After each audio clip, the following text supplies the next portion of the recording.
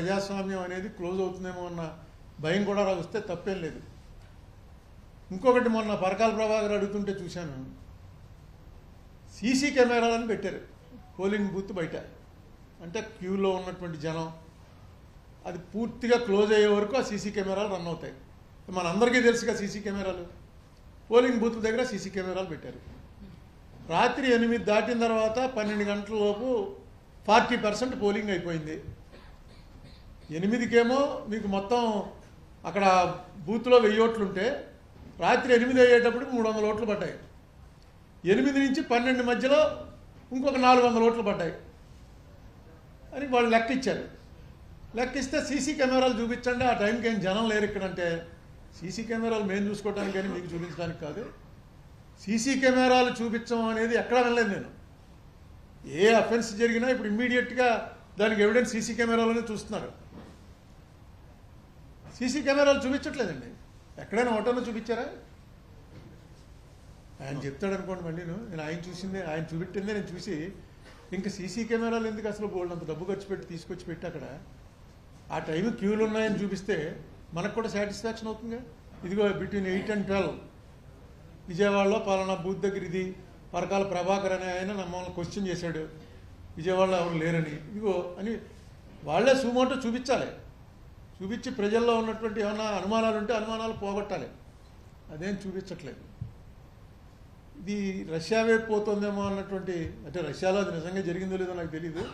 Joke మాత్రం కరెక్ట్గా రష్యాలో కమ్యూనిస్ట్ పాలన కాబట్టి జోక్కి అప్రాప్రియేట్గా ఉందని అనిపించి చెప్పాను. అంతకన్నా దారుణం ఇది. ఎందుకంటే still we call our selves as a democratic country. మనందరం సిటిజన్స్ అని మొన్నటిదాకా అనుకునే వాళ్ళం. ఇప్పుడు అది లేదని చెప్పి మొన్నే తేలింది. ఎందుకంటే మన దగ్గర ఉన్న ఏ డాక్యుమెంట్ కూడా సిటిజన్షిప్ కన్ఫర్మ్ చేయడానికి సరిపోవట. బహుశా ప్రపంచంలో ఇది ఇండియాలోనే ఉంటుందేమో, నువ్వే చెప్పాలి. నేను మనందరం కూడా దీంట్లోనే అసలు కాన్స్టిట్యూషన్ ముందు రాసుకున్నటువంటి దాంట్లోనే we the people of India అని రాసుకుని ఫర్ ది సాటిస్ఫాక్షన్ కింద వస్తుంది సిటిజన్ అని. సిటిజన్ల కోసం అన్ని రకాల కార్యక్రమాలు చేయటం కోసం ఈ కాన్స్టిట్యూషన్ తయారు చేసి మనమే ప్రజెంట్ చేసుకుంటున్నాం అని. సిటిజన్ అనేది ఇప్పుడు లేదని చెప్పి మొన్నే తెలిసింది. కోర్టు కూడా ఒప్పుకుంది. అది ఎవరో కోర్టులో ఒప్పుకున్న జడ్జి గారు కూడా ఆయన సిటిజన్ అని చెప్పుకోవడానికి ఏ డాక్యుమెంట్ ఉండాలో చెప్పలేకపోతే, ఆధార్ కార్డు పనిచేయదుట, డ్రైవింగ్ లైసెన్స్ పనిచేయదు, పాన్ కార్డు పనిచేయదు.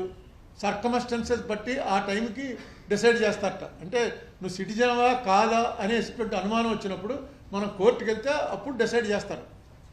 అప్పుడు దాకా మనం అందరం సిటిజన్ అనుకుంటే సిటిజన్, కాదనుకుంటే కాదు. ఈ ఇంతకాలం బయటికి రాలేదు. ఇప్పుడు ఎందుకు బయటకు వస్తుందంటే సిటిజన్లు కాదని చెప్పి చాలామందిని బయటికి గంటేస్తున్నారు. ఏ ప్రాతిపదిక మీద గంటేస్తున్నారా అని అనుమానం వచ్చినప్పుడు అసలు ఎవడు సిటిజనో ఎవరికి తెలియదు. మొన్న ఎవరో సోషల్ మీడియాలో ఒక జోక్ పెట్టాడు, ఒక కుక్క ఒకటి పరిగెత్తుకుంటూ వెళ్ళిపోతూ ఉంటాడు అడవిలో. వెళ్ళిపోతుంటే ఎవరో ఆపి ఏంటి అలా పరిగెడుతున్నాడు అన్నాడు. అంటే మొత్తం రాజుగారు చెప్పారు, అడవిలో ఉన్న గేదెలన్నింటినీ కూడా వెంటనే తీసుకొచ్చి రాజాస్థానం ముందు పెట్టమన్నారు అందుతారు. అవును, గేదెలను పెట్టమంటే నువ్వెందుకు పరిగెడుతున్నావు అన్నాను. నన్ను తీసుకెళ్ళి అక్కడ పెట్టిన తర్వాత నేను గేదెని ప్రూవ్ చేసుకుంటే వదులుతారు, లేకపోతే వదలరు. నీకేం తెలిసి ఇక్కడ రూలు, నువ్వు పరిగెత్తి నిన్ను పట్టుకుపోతారన్నాడు. గేదె కాదని నేను ప్రూవ్ చేసుకునే వరకు లోపలే ఉండాలి. గేదెలు ఇంకా పట్టుకోమన్నాడు ఆయన, అన్నీ పట్టుకుపోతారు వీళ్ళు. ఇప్పుడు అదే జరుగుతుంది. వాడెవడో బంగ్లాదేశ్ నుంచి వస్తున్నాడు, వీడెవడో పాకిస్తాన్ నుంచి వస్తున్నాడు. వాళ్ళ సిటిజన్షిప్ మనం ఏమనుకుంటాం అంటే ఈ ఆధార్ కార్డు ఉంటే అది సిటిజన్షిప్ ఏమో అనుకుంటాం, ఓటర్ కార్డు ఉంటే సిటిజన్షిప్ ఏమో అనుకుంటాం, పాన్ కార్డు ఉంటే ఇన్కమ్ ట్యాక్స్ కడుతున్నాం కాబట్టి ఇదేదో కొంచెం పెద్ద సిటిజన్ ఏమో అనుకుంటాం. ఇవేవీ కాదుటండి. ఎవరు చెప్తే నేను సిటిజన్ అవుతాను అంటే అది కూడా వాళ్ళు ఎవరు చెప్పట్లే. అప్పుడు ఉన్నటువంటి పరిస్థితులను బట్టి, ఆ సర్కమ్స్టెన్సెస్ని బట్టి నువ్వు సిటిజన్ అనేది తేలడానికి చాలా ఉన్నాయి తప్ప there is no such card to prove that you are a citizen. ఆలోచన చేయవలసినటువంటి టైం అయితే వచ్చింది.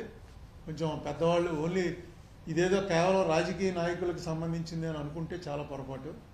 ఇది రాజకీయ నాయకులకు కానీ రాజకీయ పార్టీలకు కానీ సంబంధించింది కాదు. ఇది ఎటు పోతున్నామో తెలియకుండా తీసుకెళ్తున్నటువంటిది. దీనికి నేను అడిగితే మళ్ళీ తప్పుపడతారేమో కానీ మొట్టమొదట దీన్ని టేకప్ చేయవలసింది ఎవరంటే చంద్రబాబు నాయుడు గారు. ఎందుకంటే ఫస్ట్ టేకప్ చేసింది ఆయనే. 2004 ఎలక్షన్లు అయిన తర్వాత ఈవీఎంల్లో తప్పులు జరగడానికి అవకాశం ఉందని ఫస్ట్ ఆయనకి సంబంధించినటువంటి, ఆయన కూడా మీట్ అయ్యాను నేను, ఆయన పేరు హరిప్రసాద్ అనే ఆయన ఆయన మీద పోలీస్ కేసు పెట్టి ఆయన ఈవీఎం పట్టుకొచ్చాడు ఒకటి చూపించడానికి. ఈ ఈవీఎం ఎక్కడి నుంచి దొంగతనం చేశామని, ఈ ఈవీఎం ఎక్కడి నుంచి దొంగతనం చేశామని ఆయన ఎక్కడో కోర్టు అరెస్ట్ చేసి ఈ వాజ్ ఇన్ రిమాండ్. తర్వాతనే కలిసినప్పుడు ఆయన చెప్పాడు కొంచెం వివరాలు. అయితే నాకు టెక్నికల్గా అంత అర్థం చేసుకోగల కెపాసిటీ లేదు. బట్ డెఫినెట్గా నెగ్గినవాడికి ఓడినవాడికి అని కాదు ఇది. చంద్రబాబు నాయుడు గారు ఇప్పుడున్న స్టేజ్లో, ఇప్పుడున్న స్టేటస్లో ఆయన మీద ఆధారపడి గవర్నమెంట్ నడుస్తున్నటువంటి సమయంలో అసలు ఈ ఈవీఎంలు అనే దాంట్లో కరెక్ట్ జరుగుతుందా, తేడా జరుగుతుందా? ఇక్కడ తేడా జరిగింది కాబట్టి చంద్రబాబు నాయుడు గారు అధికారంలోకి వచ్చాడు అని ఎవరు అంటలే. కానీ తేడా జరగడానికి అవకాశం ఉన్నప్పుడు ఇంతకుముందు ఏదైతే 2004లో ఉందో అదే రన్ అవుతుంది కదా. అప్పుడు ఇంకా కొంచెం ట్రాన్స్పరెన్సీ ఉంది. ఎలక్షన్ కమిషన్ అన్నవాడిని on par with president of India, judge, chief justice of supreme court ఆ లెవెల్లో ఉండేది. ఇప్పుడు డైరెక్ట్గా ఈజ్ సర్వెంట్ ఆఫ్ గవర్నమెంట్ అయిపోయింది ఎలక్షన్ కమిషన్. సో డెఫినెట్గా చంద్రబాబు నాయుడు గారి లెవెల్ మనిషే దీన్ని రైట్ చేస్తే ఇది ఈవేళ నేను మొదలెట్టింది కదా, ఇది నాదే, అసలు పేటెంట్ నాదే, నేనే ఫస్ట్ ఇది క్లెయిమ్ చేసిన వాడిని అని అడగచ్చు. ఇప్పుడు ఎవరన్నా తెలుగుదేశం వారు కనుక ఇది చూసుంటే, ఈ టీవీ ఇక్కడ ఎవరు ఉండుండరు, ఇది చూసుంటే ఒకసారి చెప్పండి మీ పార్టీలో కూడా చేస్తే కరెక్ట్ అని. లేకపోతే నెక్స్ట్ టైంకి మీ మీద ప్రయోగించవచ్చు. ఎవరి మీద అయినా వాళ్ళు ఇక వాళ్ళకి తెలిసిపోయిన తర్వాత, పట్టు తెలిసిపోయిన తర్వాత ఎవరి మీదైనా ప్రయోగించాలి. మీ మీద కోపం వస్తే మీ మీద, వాళ్ళ మీద కోపం వస్తే వాళ్ళ మీద ప్రయోగిస్తారు. మొన్న ఒక ఆయన కలిశాడు నాకు, ఇక నరేంద్ర తీసుకొచ్చాడు, వంగవీటి నరేంద్ర తీసుకొచ్చాడు. ఆయన దారుణం ఏంటంటే ఆయనకి తెలుసుట ఏం తెలుసో నాకు చెప్పలేదు, ఎందుకంటే నాకు అర్థం అవుతాయి అని చెప్పాను. ఆయన మమతా బెనర్జీ ఓడిపోతుంది అని ఇంకా పోలింగ్ కూడా అవ్వలేదు, ఎస్ఎంఎస్ పంపాడు. ఎస్ఎంఎస్ కాదు, వాట్సాప్ మెసేజ్. స్టాలిన్ ఓడిపోతున్నాడు, పోలింగ్ కూడా అవ్వకుండా పంపించాడు. తమిళనాడులో స్టాలిన్ రాడు, అక్కడ మమతా బెనర్జీ నెగ్గదు. ఇవన్నీ ఎప్పుడు పోలింగే తీసి చూపించాడు, నాకు పంపలేదు, తీసి చూపించాడు ఆయన ఫోన్లో. ఎప్పుడు ఆ డేట్ చూసుకో, ఏ రోజున పంపాను నేను, ఆ డేట్లోనే నాకు తెలుసు. ఎందుకంటే ఇందులో ఈ ఆపరేషన్ చేస్తున్న వాళ్ళతోటి నాకు కొంచెం సంబంధాలు, ఫ్రెండ్షిప్లు ఉన్నాయి. వాళ్ళు ఏ స్టేట్లో ఎలా చేస్తున్నారో ఏంటో నాకు తెలుసు అని చెప్పాడు. చెప్తే ఎలా చేస్తున్నారా బాబు అంటే, అది నువ్వు కాదులే, నేను మళ్ళీ ఎవరన్నా కొంచెం టెక్నికల్ నాలెడ్జ్ ఉన్న వాళ్ళని తీసుకొస్తే మళ్ళీ నెక్స్ట్ కలిసినప్పుడు చెప్తాను. అసలు అవన్నీ చూపించి చెప్తుంటే చాలా ఆశయం వేసింది. మమతా బెనర్జీ 5,000 ఓట్లు తేడాతో ఓడిపోతే ఆవిడ కాన్స్టిట్యున్సీలో 15,000 ఓట్లు తీసేశారు. 50,000 50,000, 15 కాదు. సర్లో స్టాలిన్ 1,00,000 ఓట్లు తీశారు, 1,00,000 ఓట్లు తీసేట స్టాలిన్ని. స్టాలిన్ కాన్స్టిట్యున్సీలో ఓడిపోకేమవుతుంది? ఇప్పుడు లాస్ట్ టైం అతను నెగ్గినప్పుడు చూసుకుంటే బూత్ వైజ్ తెలిసిపోతుంది ఏ బూత్లో మెజార్టీ వచ్చిందో. ఆ బూత్లో తీసేయండి రా ఓట్లు అంటే తీసేస్తారు. ఇప్పుడు తెలంగాణలో కూడా కాంగ్రెస్ పార్టీ అధికారంలో ఉంది, వాళ్ళు ఏదో చేస్తున్నారు అక్కడ. ఇక్కడ కాంగ్రెస్ పార్టీ లేదు, ఇక్కడ 2 పార్టీలు బీజేపీకి ఎలియన్సే. ఒకళ్ళు డైరెక్ట్ ఎలియన్స్, ఒకళ్ళు ఇండైరెక్ట్ ఎలియన్స్. అందుకే ఇక్కడ సర్ర ఎవడో పట్టించుకోవట్లేదు. అసలు ఎవడోట్లు తీసేస్తారో జాగ్రత్త చూసుకోండి. చాలామంది ఓట్లు ఉండవు ఎలక్షన్ టైంకి, ఎవరిని తిట్టడానికి కూడా ఉండదు. ఎందుకంటే తిడితే ఇప్పుడు తీసుకెళ్ళి లోపలేస్తున్నారు. కొడితే ఏమన్నారు కానీ తిడితే మాత్రం తీసుకెళ్ళి లోపలేస్తున్నారు.